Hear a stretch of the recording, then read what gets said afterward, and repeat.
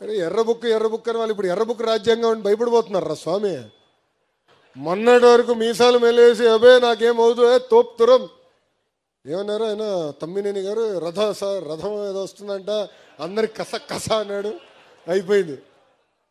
కార్యకర్తల పైన ఎక్కిపోయాడు ఆయన. మీరు అందరూ వైకాపాలను ఒకటే అడగాలి, అధికారంలో కలవలేకపోయారు, అది డిఫరెంట్ స్టోరీ.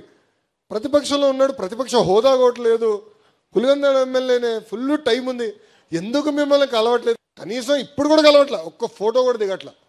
అంటే సొంత కార్యకర్తలంతా ఎంత చిన్న చూపు ఒక్కసారి మీరు ఆలోచించాలి. అరే ఎర్రబు గురించి మాడితే ఒకటికి గుండెపోటు వచ్చింది భయ్.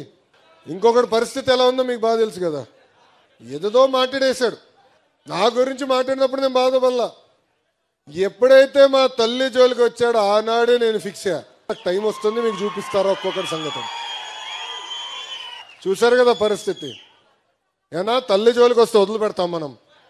ఎవరిని వదిలిపెడతారా? ప్రసక్తేలే. ఇంకొకడు ఉన్నాడు, ఎర్ర బుక్ చెప్తే బాత్రూంలో కాలు జారిపడి చీర కొట్టుకున్నాడు. ఒక పద్ధతి ప్రకారం వెళ్తున్నాం, చట్టపరమైన నిర్ణయాలు తీసుకుంటున్నాం. అందుకే మనం తీసుకున్న నిర్ణయం ఈరోజు ఎవడు ప్రశ్నించలేకపోతున్నాం. ప్రజలు కూడా ఎస్ బాగా చేస్తున్నారు, వీళ్ళకి తెలియాలరా అనేది ప్రజలు కూడా భావిస్తున్నారు. అట్లా అని కాలు రెగరేసుకుని మనం తిరగకూడదు, అహంకారంతో మనం వివరించకూడదు. ప్రజల దగ్గరికి వెళ్ళాలి సౌమ్యులుగా, వేదిక ఉన్న పెద్దల దగ్గర నుంచి కుటుంబ సాధికార సారథి వరకు కూడా సౌమ్యులుగా వివరించాలి, అందుబాటులో ఉండాలి, తెలుసుకోవాలి. దేవుడు కూడా అందరి కోరికలు తీర్చలేడు, కానీ మనవంతు మనం ప్రయత్నించాలి. ఇప్పుడు రవణ అనేక అద్భుతమైన కార్యక్రమాలు చేస్తున్నారు, నియోజకవర్గంలో కూడా బాగా జరుగుతున్నాయి.